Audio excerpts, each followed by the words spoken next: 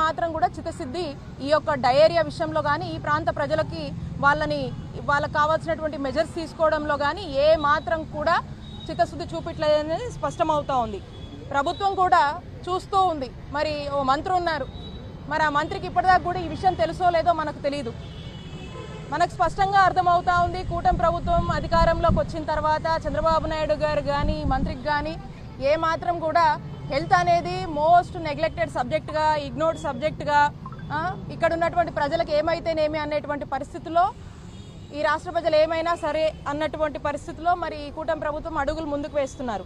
ఈ డయేరియా విషయానికి వస్తే మరి 10 రోజులైంది డయేరియా మొత్తం మీద చూసుకుంటే 200లకు పైగా అంతమందికి డయేరియా వచ్చి జీజీహెచ్కి వచ్చి, మరి కొంతమంది జీజీహెచ్కి రాకుండా ప్రైవేట్ హాస్పిటల్లో చూపించుకుంటున్నారు, కొంతమంది వాళ్ళకి తెలిసిన హాస్పిటల్లో చూపించుకుంటున్నారు.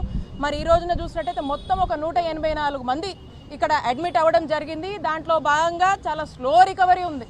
చాలా స్లో రికవరీతో ఇప్పుడు ఒక 80 మంది డిశ్చార్జ్ అయినట్టున్నారు. అండ్ నిన్న రాత్రి మనం చూసినట్టయితే 10 మంది మళ్ళీ కొత్తగా వచ్చి అడ్మిట్ అయ్యారు. ఎక్కడా కూడా దీన్ని కట్టుదిట్టం చేస్తున్నటువంటి పరిస్థితులు కనబడటం లేదు. ఈ ఆఫీసర్ని అడుగుతా ఉన్నా, ఈ కలెక్టర్ గారిని అడుగుతా ఉన్నా, కమిషనర్ని అడుగుతా ఉన్నా, మరి సూపరింటెండెంట్ గారు కూడా ఏదో ఇక చెప్పాలి కాబట్టి చెప్తా ఉన్నాడు. గతంలో ఇలాంటి సిచ్యువేషన్ జగనన్న ప్రభుత్వంలో వచ్చినప్పుడు నేనే వైద్య ఆరోగ్య శాఖ మంత్రిగా ఉన్నాను. ఇదే జిల్లాలో ఇక్కడే కూర్చొని వైద్య ఆరోగ్య శాఖలో ఉన్నటువంటి అధికారులందరినీ కూర్చోబెట్టి కలెక్టర్ని పెట్టి అనేక రివ్యూలు కండక్ట్ చేసి మరి లాస్ట్ టైం డయేరియా వచ్చినప్పుడు 65 మందికి వచ్చింది. ఒక 3 డేస్లో సిచ్యువేషన్ని కంట్రోల్లోకి తీసుకొచ్చాము. దానికి కావాల్సినటువంటి అన్ని మెజర్స్ తీసుకున్నాము. ఈరోజు చూస్తుంటే అరకొర అసలు ఎక్కడ కూడా ఆ యొక్క ప్రయత్నాలు కానీ సీరియస్గా వీళ్ళు పెట్టినటువంటి ఎఫర్ట్స్ కానీ మనకు ఎక్కడ కనబడటం లేదు.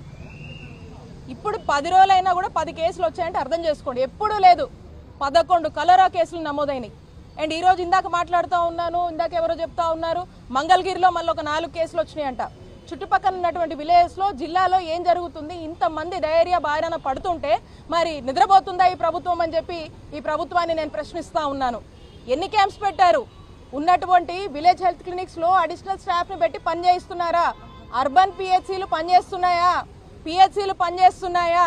ఎక్కడికక్కడ వీటిని ఆ ఏరియాలో వచ్చిన ఆ ఏరియాలో ఏదైనా సమస్య వస్తే ఆ నియరెస్ట్ పిహెచ్సికి కానీ ఆ యూపీహెచ్సికి కానీ రౌట్ చేస్తున్నారా? కనెక్ట్ చేశారా? అసలు క్యాంప్స్ పెట్టారా?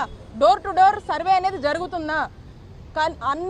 అన్ని సర్వే చేస్తూ అన్ని డోర్స్ నుంచి ఏ ఏరియా అయితే మనం ఒక బ్లాక్ స్పాట్స్ లాగా తీసుకుంటామో ఐడెంటిఫైడ్ ఏరియాస్, ఆ ఏరియాస్ సంబంధించినటువంటి ఫుడ్ శాంపుల్స్, వాటర్ శాంపుల్స్ తీసుకున్నారా? మరి తీసుకుంటే వారి రిపోర్ట్స్ ఏమైనాయి? ఆ వాటర్ కంటామినేషన్ ఏమైంది? గతంలో కూడా చూస్తున్నాము, ఈ గుంటూరు నగరంలో 1400 కోట్ల ఒక మంచి బడ్జెట్ ఉంటుందండి ఈ కార్పొరేషన్కి. మరి ఎప్పుడు చూడు ఇంత మంచి బడ్జెట్ ఉన్నటువంటి ఈ కార్పొరేషన్ తలుచుకుంటే చక్కటి తాగునీళ్ళు ప్రజలకు అందించవచ్చు. ఎక్కడైనా ఈ అందించే దాంట్లో ఎక్కడైనా పైప్ లీకేజెస్ ఉన్నాయా? స్టడీ చేశారా?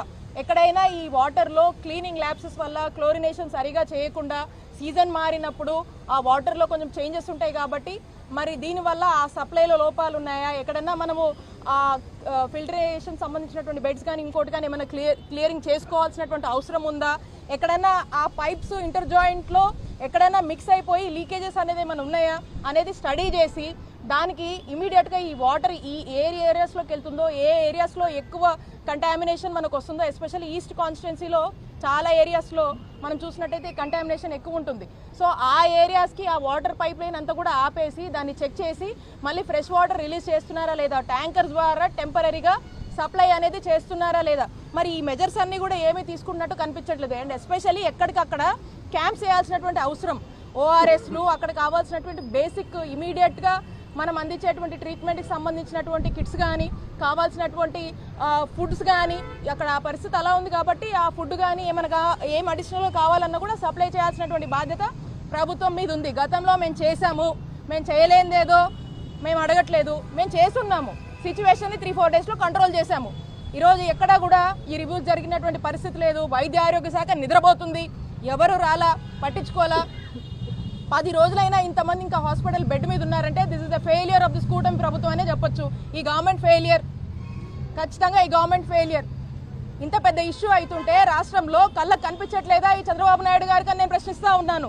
ఏం చేస్తున్నారు? ఏం మెజర్స్ తీసుకున్నారు? ఏం రిపోర్ట్స్ వచ్చినాయి? దానికి ఏం ప్లానింగ్ చేస్తున్నారు? వీళ్ళందరినీ ఎలా రెస్క్యూ చేస్తాము? ఏ విధంగా రెస్క్యూ మెజర్స్ తీసుకుంటున్నారు?